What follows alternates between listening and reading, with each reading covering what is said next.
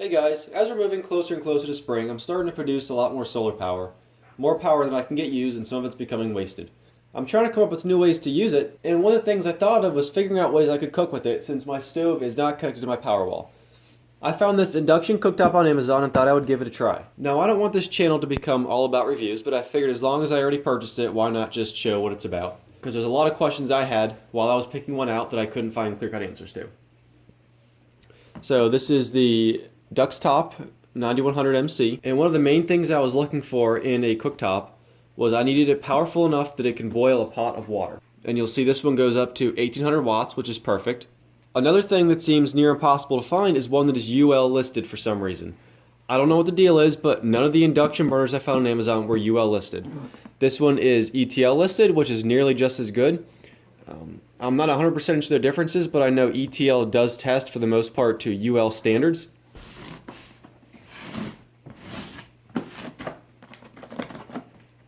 So open it up.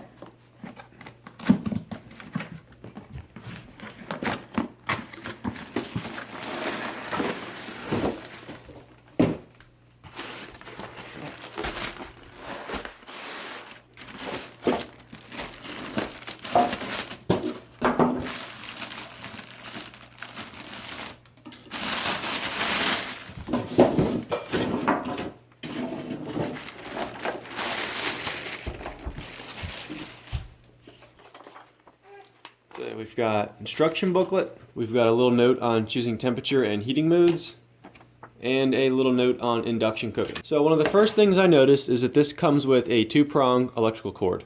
For some reason it seems to be difficult to find an induction cooktop on Amazon that has a grounded plug. So you get a few buttons on the front here: heating, temperature, timer, your timer display or temperature, up down for the settings, and the on-off power. On the bottom we have a fan for cooling. You can see the ETL certification. It conforms to UL standard 1026, and again it's rated for 1800 watts at 120 volts, and that's roughly around 15 amps. The diameter of the center circle for the induction top is about 8 inches. So yeah, that's about it. What we're going to do now is plug it in and see how long it takes to boil a full pot of water. Now this burner is rated for 1800 watts, so you'll want to make sure this is plugged into a dedicated outlet. Unfortunately, this outlet is also shared with my microwave, so I'm just going to have to make sure that the microwave is not on while I'm using this appliance. So I'll go ahead and plug it in. I have 2 pots I'm going to test with. They're the same size. They're both 8-quart pots, stainless steel. Unfortunately, they are not the same pot, so it will not be a 100% accurate test, but it'll give us a good idea of how quickly the water heats up in the burner compared to the stove. This one does not support induction cooking, so I did have to go out and buy this new one that supports induction cooking. Alright, so we got about a gallon of water in each pot. We're going to turn them both on high and see how long it takes for them to get to a boil and which one gets to a boil first. The induction burner is supposed to be more efficient because the electromagnet heats the pot directly, rather than with an electric stove the burner heats up and then the burner in turn heats the pot.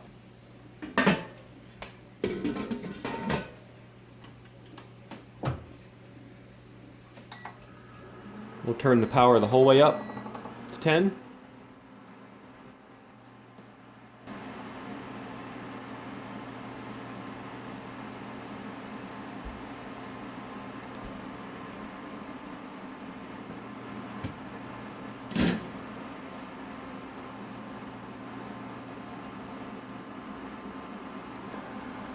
Alright, so there we go. So it took about 24 minutes to boil the water. This pot stopped at, I don't know, was it 14 or 15 minutes? I'll have to go back to the video and check.